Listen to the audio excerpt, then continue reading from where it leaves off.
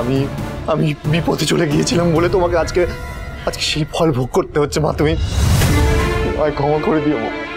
না না না, আজ আমি মরে গেলেও কোনো ক্ষতি নেই।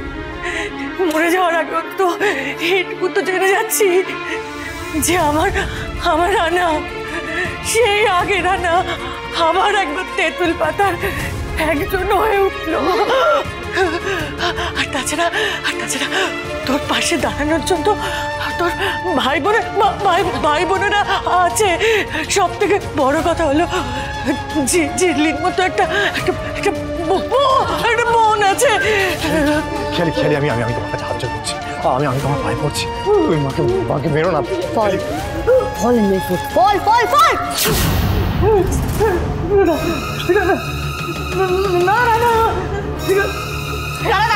ওঠো। তুমি বাজে মেয়েটার পায়ে পড়ছো। কি করছিস? কি তোর মাথা খারাপ হয়ে গেছে? তাছাড়া আমি আর কি করবো ঋষি? কি করবো বলো তো ঝিলি? ঋষি তুই তো জানিস আমি দিনের পর দিন এই বাড়িতে থেকেও তোদের থেকে আলাদা ছিলাম। তোদের সবাইকে আমি শত্রু ভাবতাম। আর এর ফল ভোগ করতে হয়েছে আমার মা বাবাকে।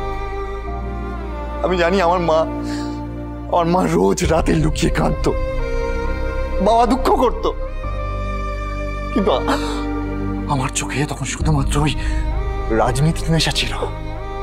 আমি মাকে খুশি রাখতে পারিনি, বাবাকেও ভালো রাখতে পারিনি।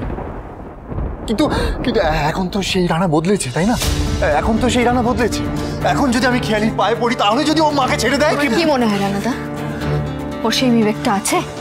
নেই রানা, নেই সেই বিবেক ওর নেই। ও এইভাবেই তোকে লেজে খেলিয়ে, নাকে খত দিয়ে, পায়ে পড়িয়ে ঠিক এখন যা করছে তাই করবে। একদম ঠিক বলেছো মেজো বৌদি। খেয়ালির মতো খারাপ মানুষ আর একটা হয় না। তাহলে কি মা মরে যাবে? এই বর্দা ভাই, সব কি বলছিস তুই? এই দেখ আমরা সবাই আছি না, আমরা সবাই আছি তো। বড় মার কিচ্ছু হবে না বড় মার। কিন্তু আমরা তো কিছু করতে পারছি না রে, আমরা তো মাকে বাঁচাতে পারছি না। তোর কি মাথা খারাপ হয়ে গেছে? যাই হোক না কেন, তুই একদম অন্যায়ের সামনে মাথা নত করবি না। কিচ্ছু হবে না। রিজু ওকে ধর। খেয়ালি নামাও, ওটা খেয়ালি নামাও গলা থেকে। ও ঋষি, আমার যে কি ভালো লাগছে না তুমি ফিরে এসেছো দেখে। কিন্তু ফিরে এসে তুমি কি দেখছো বলো? তোমার বিগ মমস মরতে বসেছে। বাজে কথা বলো না। তোমার সেই স্বপ্ন কোনোদিনও পূরণ হবে না খেয়াল।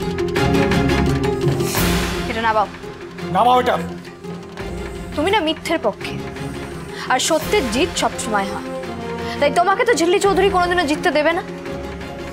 আর তুমি কার গলায় বটি ধরে আছো? বড় মা। জানো বড় মাকে?